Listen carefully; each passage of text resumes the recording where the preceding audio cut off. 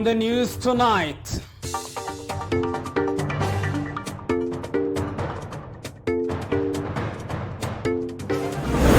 Waiguru's impeachment trial. The Senate Select Committee begins hearing the impeachment trial of Kirinyaga Governor Anne Waiguru. The governor and her lawyers made submissions on the first day of the trial, denying all the charges leveled against her. Also tonight, for better for worse, Kamotho Waiganjo, the husband of Anne Waiguru, is among the lawyers representing the governor in the trial. A trial that could go down as one of the lowest moments in Waiguru's career. Kamotho's marriage vows have been put to the test, literally. Plus, Duale out and wiser. Immediate former majority leader in the National Assembly, Eden Duale, eats humble pie after his removal from the all-powerful post. Duale lives with a 7-year profile as a leader of the government business in the National Assembly, and he learnt a lot too. Loyalty is king to king. And not so pregnant. Health CAS Dr. Mercy Mwangangi admits that the number of teenage pregnancies has risen sharply during the COVID-19 stay-at-home period. But just like the Education CS George Magoha, Dr. Mwangangi has refuted the high numbers released to the public, saying they are unrealistic. Many schoolgirls are pregnant anyway. This is TV47 News Tonight with Abubakar Abdullahi. Anne Wairimu is our sign language interpreter. TV47 News Tonight with me, Abubakar Abdullahi, begins right now. Now, Kenya has recorded 155 new coronavirus cases in the last 24 hours. The national COVID-19 tally now stands at 4,952 cases. Nairobi has registered the highest number of the new confirmed cases at 104, followed by Busia with 19 cases. Migori has 10. Mombasa 9, Uasin Gishu County 4, Kiambu 3, Machakos 2, and Nakuru County 2, while Kisumu and Kajiado recorded 1 case each. 3 more people have died from COVID-19, bringing the virus death toll in the country to 128. In the last 24 hours as well, 102 people have been discharged from hospitals.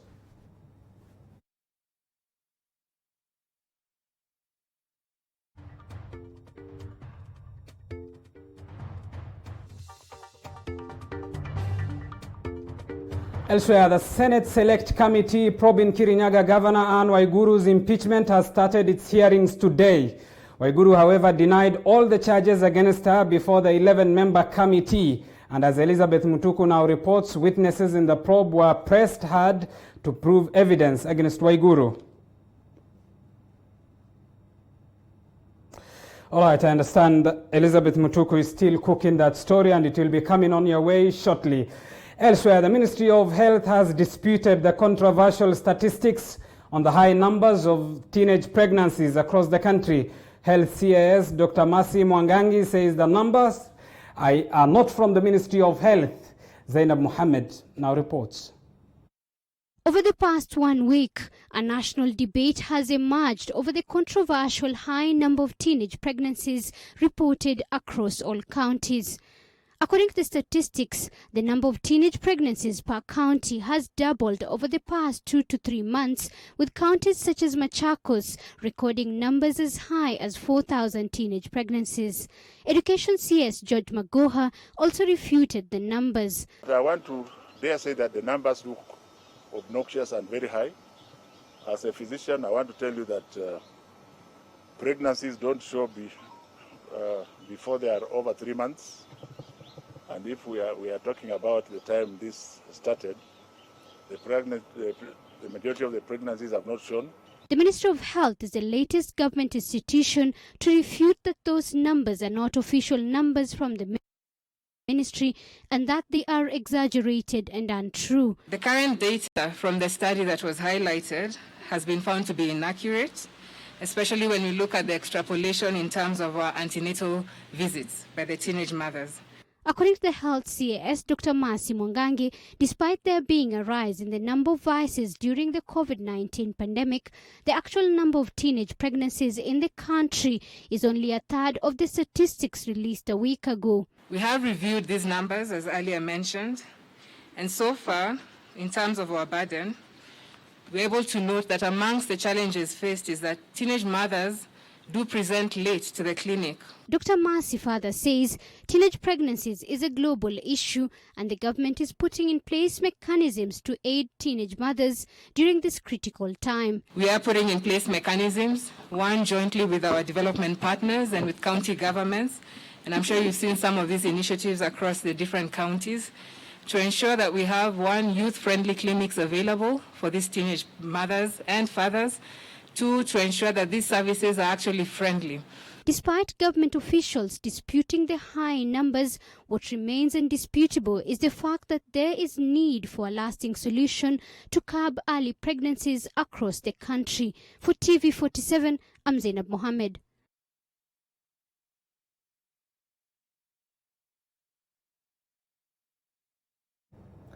Moving on, the Senate Select Committee probing Kirinyaga Governor Anne Waiguru's impeachment has started its hearings today.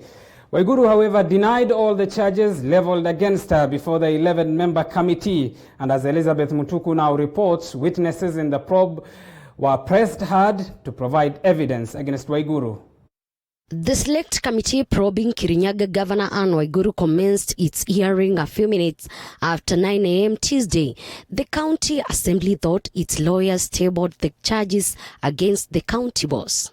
Waiguru, however, denied all the charges against her, accusing the County Assembly of malice.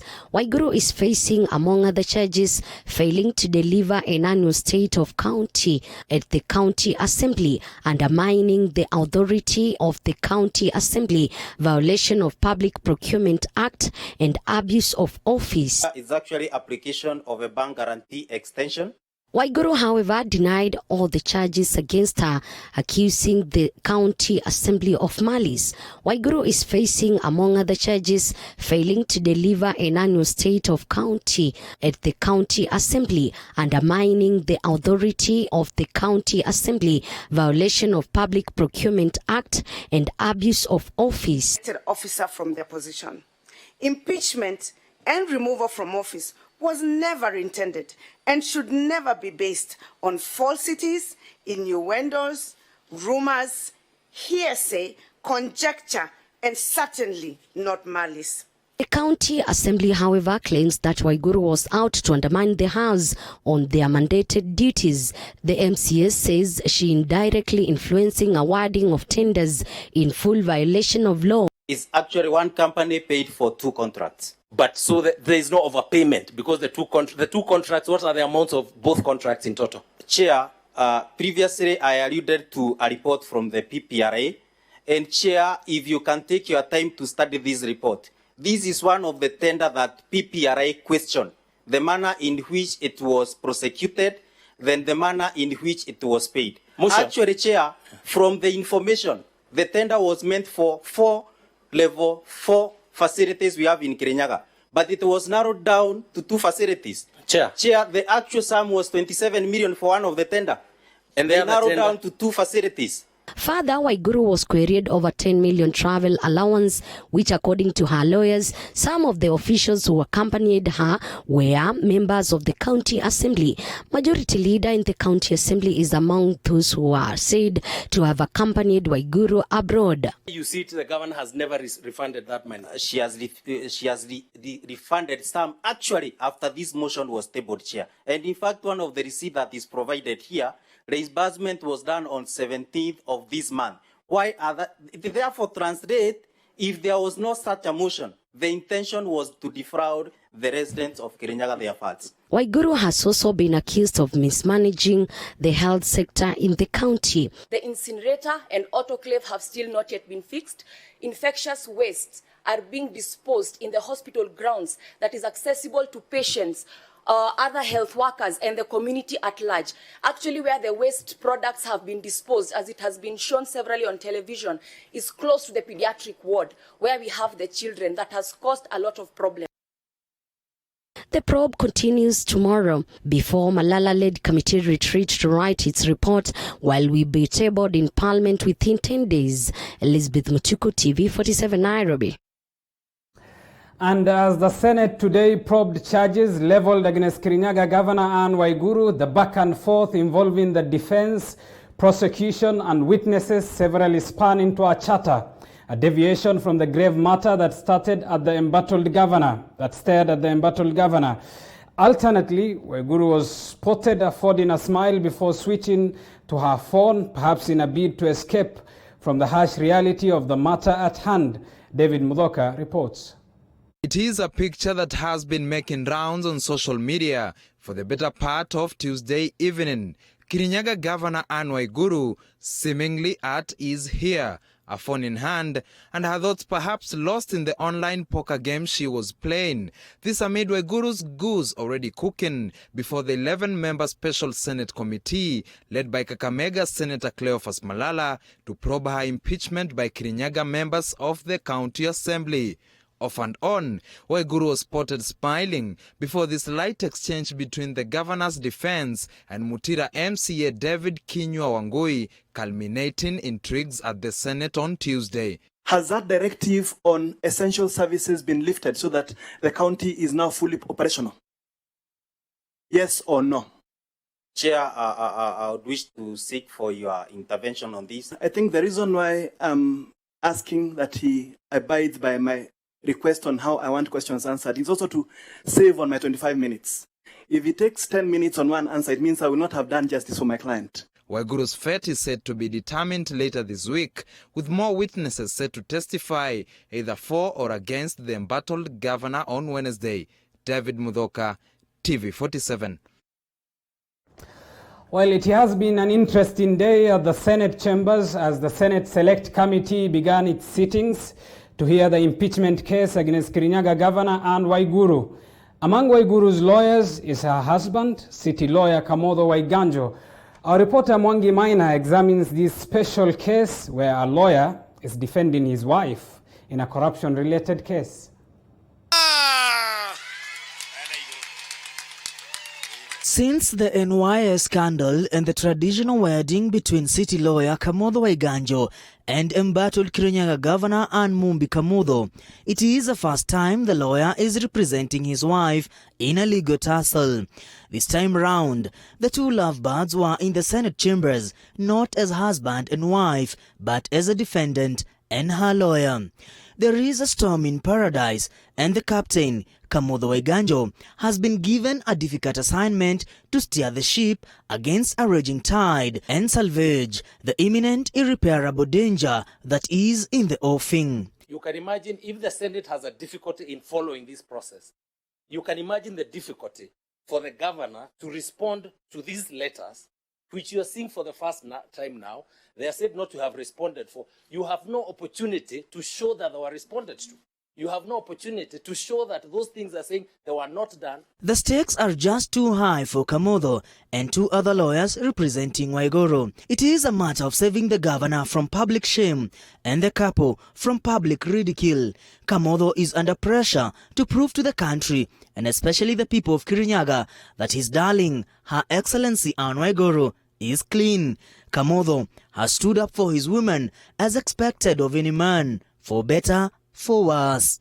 Instead of dealing with the impeachment motion, we have now moved to new information, new evidence, and that is grossly prejudicial to the governor. And what it is sensationalizing, as opposed to dealing with the evidence that was presented. We have no problem with replying to this evidence, but there surely must be time. Otherwise, it will be very unfair. All along, Governor Anne Waiguru was seated silently, nodding her head, sometimes fidgeting and smiling broadly, as if mocking her nemesis, as her husband of 1 year ran the show. He put the mover of the impeachment motion on his toes, and definitely he had to sweat as he answered the husband lawyer. That you have already said. I'm asking you whether you have evidence. Allow me to proceed and say that the evidence will be produced by one of the witnesses that the county assembly sought the Senate. As Kamotho spits the law jargon and steers the ship of the tide,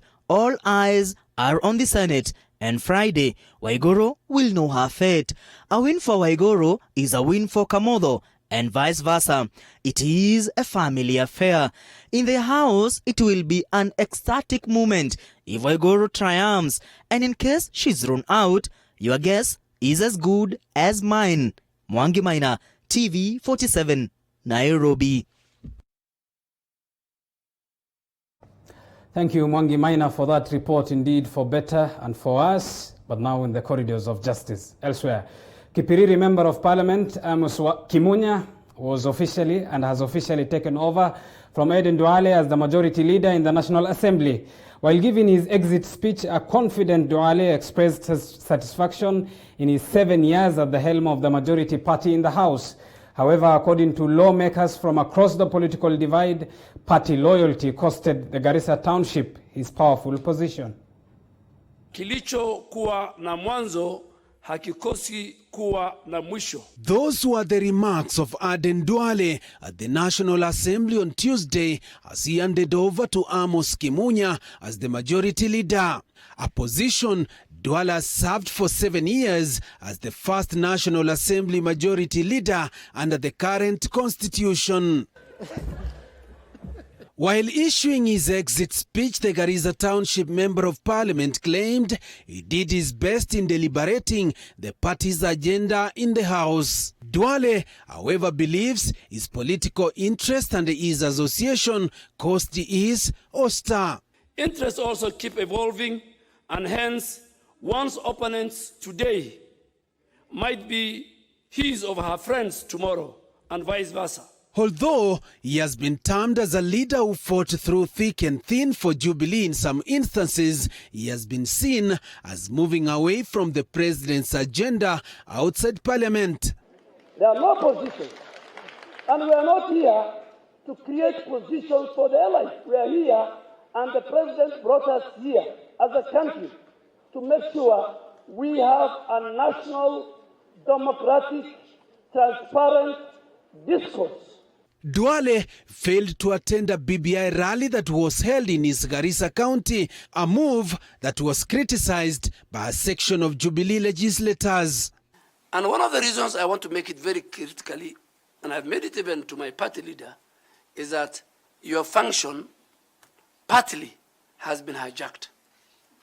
And that's why I did attend the BBI rally in Garissa over the weekend. Members of Parliament speaking in Parliament praised Duale for his 7-year service. However, his loyalty to the party has been questioned by some members. My brother, when you see us following Baba like cows, we are fearing consequences like the one you are facing now. So politics is like that, Mukuba. It's a good experience for me. I will be more loyal than I was now. I will sing Baba throughout. Duale is been removed, not because of underperformance, but I think it's because of the politics. Is that loyalty to the party chair and the party leader is very important. Honorable Speaker, if today you take my blood sample, you will not get COVID-19. You will get red blood cells being Uhuru. Immediately after Duale's ouster, the deputy president took to Twitter to congratulate Duale and concluded by telling him, Mbele iko sawa. Joash Onsare, TV47, Nairobi. Well, it is 17 minutes past the hour. You're watching TV47 News Tonight with me, Abu Bakar Abdullahi. Time for us to take a short break. We'll be back with more news after this break. Stay tuned.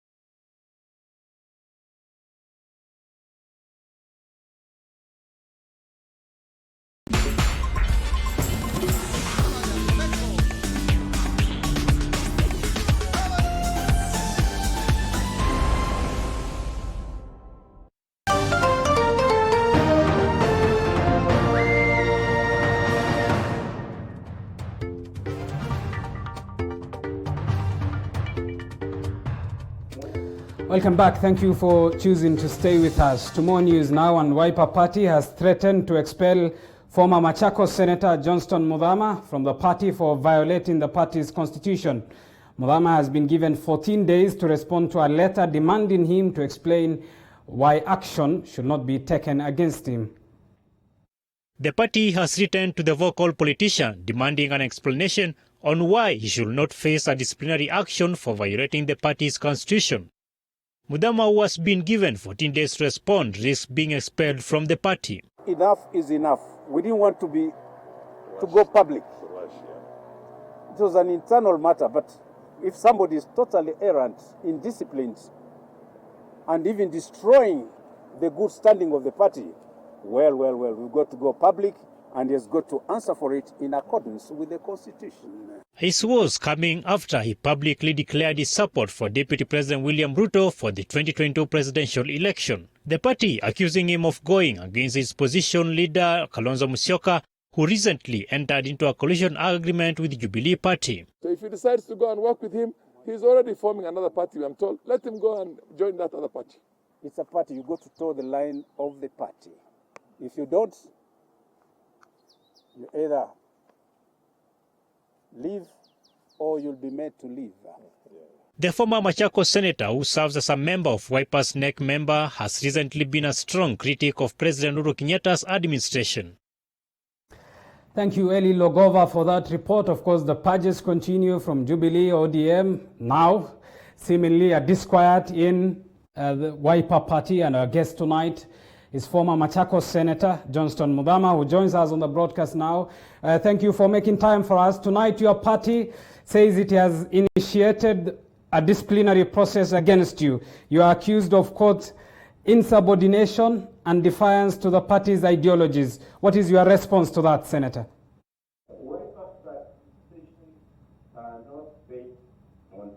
Accusations are not based on lack of discipline, number one. They are not based on my association with other political parties, two. And they are not based on my policies. What are they based on then, different Senator? Gospel outside Wiper. I want to read one paragraph on the letter that they wrote to me, and then I will explain. And paragraph 4 of the letter says that you have also failed, refused, and or neglected to discharge your duties as Wiper Democratic Party of Kenya representative at the National Super Alliance NASA Coalition Council Coordination Committee NCC as a co-chair by failing, refusing, and or neglecting to convene further meetings of the said NCC and the respective secretaries general of the coalition parties since November 2019, as instructed. All right, Senator, you are reading the letter that the party has written to you under the membership number 36. I have that letter with me in studio tonight. Yes. But nonetheless, let me read point 2. The party is accusing you. Let me just finish. No. Let me first of all finish what you asked me. That and the NASA summit consequently denying the Wiper Democratic of Kenya an opportunity to claim its lawful share of the political party's fund allocated to NASA from ODM. Senator, you have read that document. Listen to what the party is tonight accusing you. In the letter the party has written to your office, it says, and I quote, that you are openly being associating yourself with other political parties or politicians who are adversaries to the party's movement. You asked me a question and I haven't even answered you. Why are you going to paragraph 2 of the letter, and you are the one who raised the question? Why can't you let me give you the answer, and then you go to paragraph 2? Senator, I have read the document for purposes of Kenyans. I'm asking the specifics of this letter tonight. So what is your question? My question is, your party is accusing you for openly associating yourself with other political parties or politicians. How are you responding to that accusation? That is why I was telling you from paragraph 4, which I'm quoting, of the letter that was written to me, my friend. The basis of this letter is not on paragraph 1, 2, and 3. Is on paragraph 4 because I'm the one who used to fund the party. I'm the one who used to source money for the party. You can see now I'm being told I did not pursue for the money. And my question is, Kalonzo is a principal, Raila is a principal, Raila is the one holding money. Why is he scared of asking Raila to give him the money? Why is he asking me to go and look for the money? All right, when you say you are the one who was funding that I don't have the party. Just on that question, when you say you are the one who was funding the party, what exactly do you mean? Yes, that is why they are feeling the consequences, and they are now writing to me to tell me I have let the party down for not securing money for the party. That is not my business, number one. Number two, they are saying, and which is true, for the last 2.5 years, I've not attended any NEC meeting of the party. I'm saying that is true. Because I moved away from the affairs of the party 3 years ago. The day I said I'm not standing as a candidate for Wiper in Machakos senatorial position is the day I left the party. It's only that I'm not a person to jump from this party to this party. But they are already chasing a person who has already left. In fact, what I am intending to do is to issue a statement and tell them this. Parties are more than the population of this country. So I'm not missing Does that mean that you are no longer part and parcel of the Wiper party? How can I be part of a village party? From the time I left it, it has become a village party, and that is why even the Wiper party leader, Kalonzo Musyoka, is publicly quoted announcing that he's going to support Uhuru for the 3rd term because the fellow he has pulled out of a presidential race. So I cannot be in a party that is not fielding a presidential candidate. Excuse me, I'm joining other Kenyans because I have the capacity and the will to form a political party that will shake this country, and they will sweep small parties like Wiper, which are basket parties. They are there just to sell certificates at the time of elections. All right, former Senator, those are your views nonetheless. Just on the question of funding, do you mind telling us how much you have spent on the party, since you say you are the one who has been funding it? I want you to withdraw the word fuse, my beliefs and my stand. My friend, you know me. I'm not a person to waver. What I'm saying comes from the bottom of my heart. And I don't want to answer you a question which has got an answer. If I was not the one, why should you write to me quoting me of failure to raise money for the party? Ask yourself that question. Do you need a professor to translate this English to you what it means? And now that you have made it clear that you are the one who has been financing the party, I'm asking, how much have you spent on the party? Don't ask me that. Ask me. From 2017, when I left the party, the offices used to be at Lavington. When I left, the party was taken to a shop somewhere in Mombasa Road. Excuse me. That speaks in volumes. And let me tell you, I'm not a small politician in this country.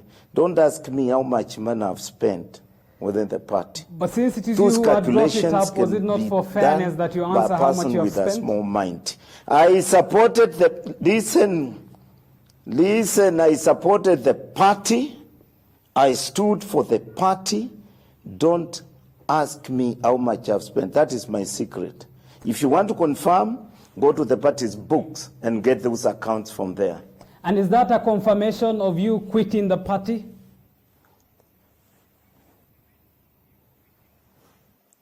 Who has quit? Now I'm asking, is that a confirmation? I left the party in 2017. Quietly. Quietly. And I'm saying they are writing this letter to a wrong person. I'm going to address a press in response to this letter and get my message there and take and watch the space from there. Once again, I'm not a small politician, my friend. I have the capacity to buy a party, one. I have the capacity to form a party, two. I have the capacity to join other Kenyans to come up with a national party that will field candidates from ward, constituency level, and count level. And if White want to test my resolve of politics, let us meet in 2022. And the count, you say you left the party quietly in 2017. Let's make it loudly on this show. Has Johnson Muthama, the former Machakos senator, left Wiper?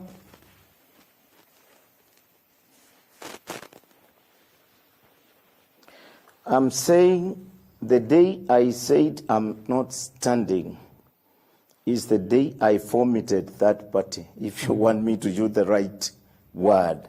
The day I said I don't want Wiper's certificate, that is the day I said I am not part and parcel with a party that sells certificates like mandas in the market to the highest bidder. Excuse me, my friend. And given I'm that not the a party politician who goes to politics to gain. I go to politics to better. Fair enough, you have made your point. I go to Senator. politics to better the lives of Kenyans. Given that the party has given you a 14-day ultimatum, will you respond to the party's claims? I think we are not coordinating with you. I told you, how can I respond to issues which does not exist inside my vocabulary? How? My response is, I'm not lacking parties to join.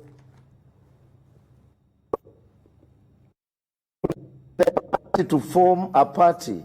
I do not lack a capacity to buy a party. At the moment, I'm working on now.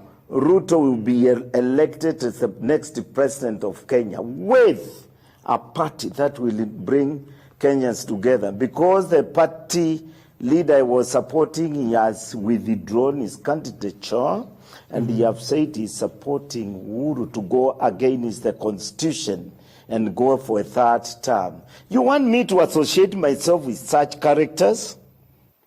You have a political right either to associate yourself or not. You want me to associate my... Senator, you have a political right to either disassociate or associate with anyone. I'm not... Nonetheless, let's move from the Wiper back and forth and get to other issues. You have also criticized President Uhuru Kenyatta. In your last press briefing, you said, and I quote, ni katiba inabadilishwa ili Uhuru ajiridhie mwenyewe. When you say that, are you insinuating that President Uhuru Kenyatta should be or could be seeking a third term? Hey, sikia.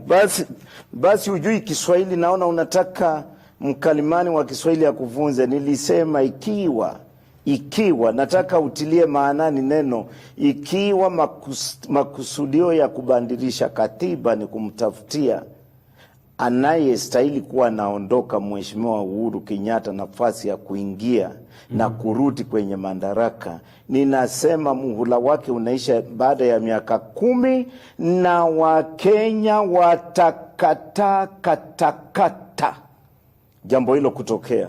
Mimi nikiwa mmoja wa wale watakataa. Na nitakuwa ninatetea maslahi yako wewe. Even though President Uhuru Kenyatta has publicly clarified that baada ya hayo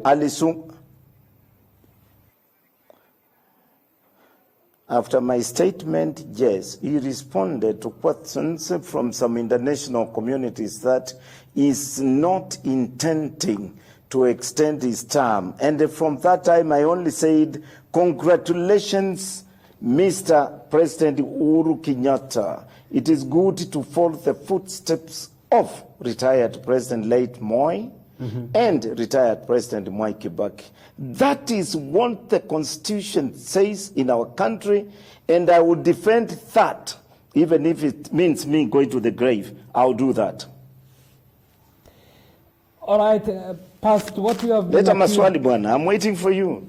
All right, Don't past what you them. have been... Nonetheless, past what you have been accused by the Wiper Party, which you have addressed, there is the political feel that the former senator, who is you, is siding with Ruto. Is there any truth to that? Doing what? Siding with Ruto ahead of 2022 elections. Come again? Hey, not dining, but I only told you, Siding, that's siding. the problem with some guys like you. I've just told you, I've just told you I'm working around the clock to team up with Deputy President William Ruto and other Kenyans to make sure that he is elected the 50th President of the Republic of Kenya. What does dining mean? Don't use some small words to me. Dining? No, I can dine anytime. I'm not looking for a table to dine for. Senator, for the record, I can dine anytime. Senator, we can only meet with the Ruto. We can meet with the Ruto. We can only meet with the Ruto to discuss issues to do with this country, not to dine. Excuse me. Excuse me. This is not the character you tell me and I enda State House kula ugali, where I will go to State House to discuss political serious issues. I will meet Ruto and I'll be meeting him to discuss serious political issues, not dining together. All right, and does that serious political issues have a ramification on the 2022 presidential bid?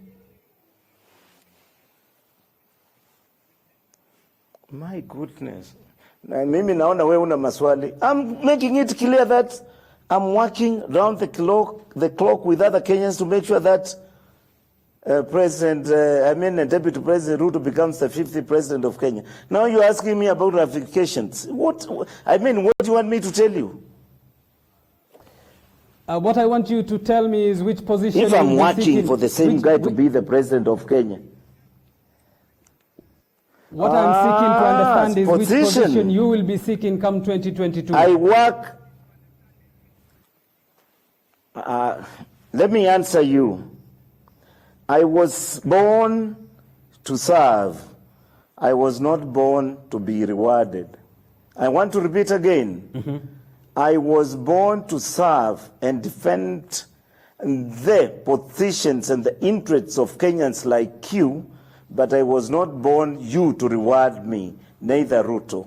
I don't want to be rewarded. Leaders, true leaders, they don't work to be rewarded. Mandela was not working to be rewarded by South Africans. Late President Jomo Kenyatta was not jailed because he wanted to be rewarded by Kenyans. But they went to jail to see their people being freed from the yoke of colonialists. That is the caliber of Muthama. He is not ready to say, because I did this to you, elect me. No.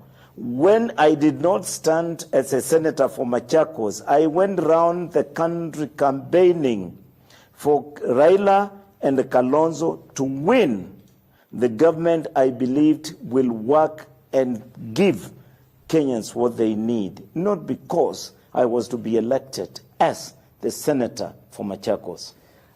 You have cited Nelson Mandela and Jomo Kenyatta, who, for purposes of fairness, have both served as presidents, which takes us back to the question I've asked you: which position will you be seeking to serve?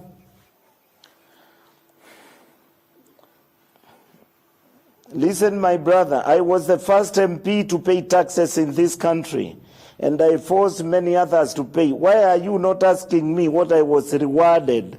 And if I was not rewarded, why do I still stick to leadership? You cannot be selling bananas and you are telling people selling bananas is bad. And given that you have been rewarded, be it in other positions, I'm futuristically asking which position come 2022? Which position is that? Tell me, which position is that? No, I'm asking so that you tell me. Is there an open position that can be? About what? About a position you would love to vie for 2022. You know, I'm telling you, I'm not a person who works. It is not my decision, my friend. That decision lies with the Kenyans. If they want me to be governor in Machakos, I'll go there. If they want me to be governor in Nairobi, I'll be here. If they want me to be the deputy president, I'll be there. All right, former Machakos Senator Johnston Muthama, thank you for making time for us tonight for this discussion.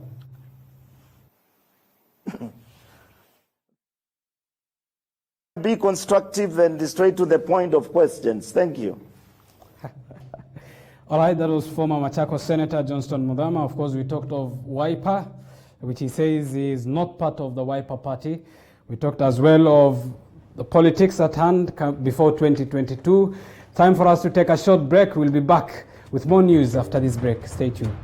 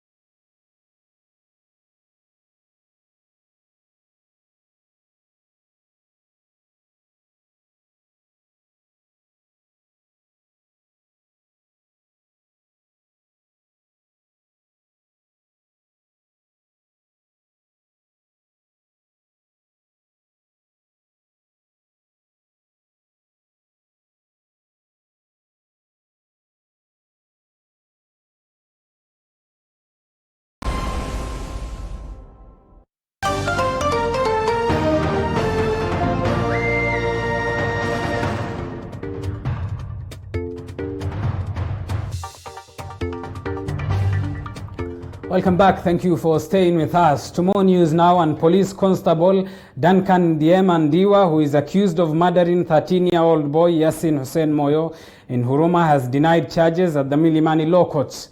The officer's bail application will be determined on Wednesday. It has been close to 3 months of pushing for justice for the family of the late Yasin Hussein. The family and other Huruma estate residents have staged demonstrations demanding the prosecution of the police officer who shot the killer bullet that took away their son's life. Okay, you have been charged with the offense of murder from the penal code. And the particulars of the offense are that on the 30th March 2020 at Kiamaiko area, Huruma, Nairobi County, you murdered Yasin Hussein Moyo. And finally, Police Constable Duncan Diemandiwa was on Tuesday arraigned in court and denied murder charges leveled against him. The court heard that the suspect fired live ammunition at the balcony of the late Yasin's family house on the 30th of March this year during the police patrol in Kiamaiko in Huruma, Nairobi County. He has denied he never killed any child.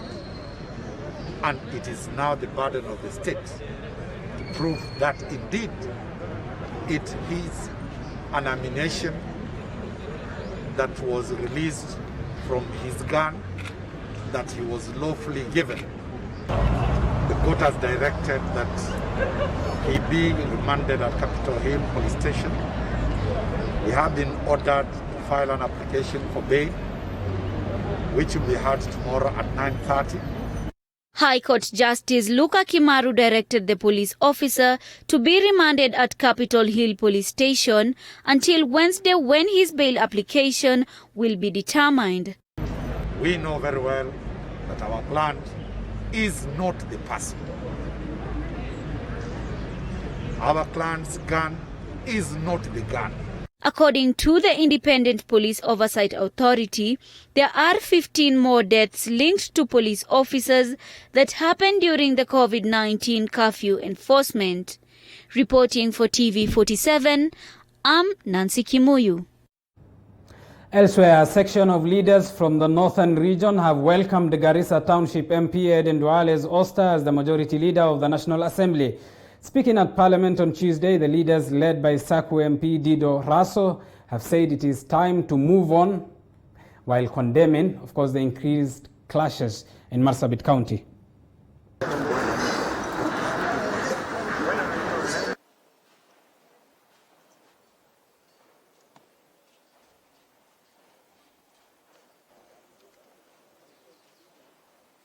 Duale did his duties, and the president said as much, and he was happy with his performance. So it was time to try somebody else. So we have agreed with the party leader, and we must move on. So we have a government. Nobody is going to say that because so-and-so is gone, the government is not serving the people of northern Kenya. For how long will women remain widows? For how long shall we have orphans? It really breaks my heart as a woman, as a mother, and as a leader. Ninaomba rais wa taifa, iwapo wewe hutongilia haya, matatizo inayokumba Marsabit haitaisha. It is known that actually the killing happening in Marsabit is nothing, but it is about boundary issues, politics, and the government machinery has this information as far as we are concerned. We have raised it at various levels. But why no action is taken, I think we have started realizing.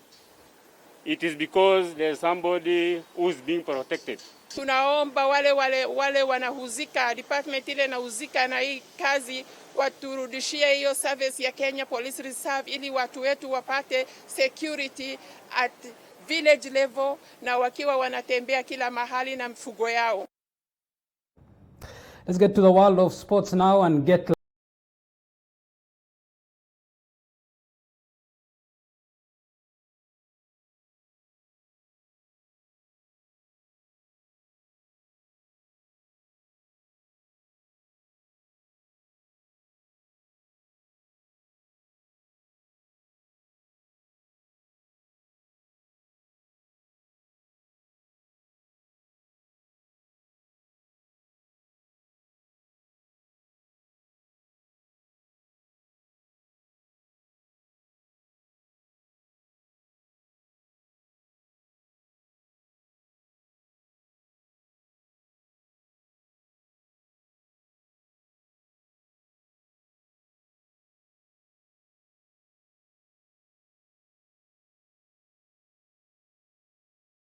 of course, Leicester hosting Brighton. We'll have to end the bulletin there.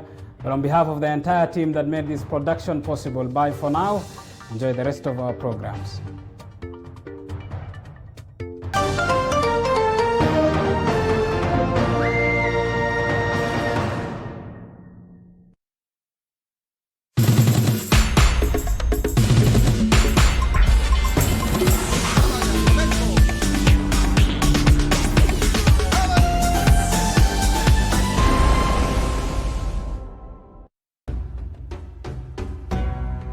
I would like to take this opportunity to sympathize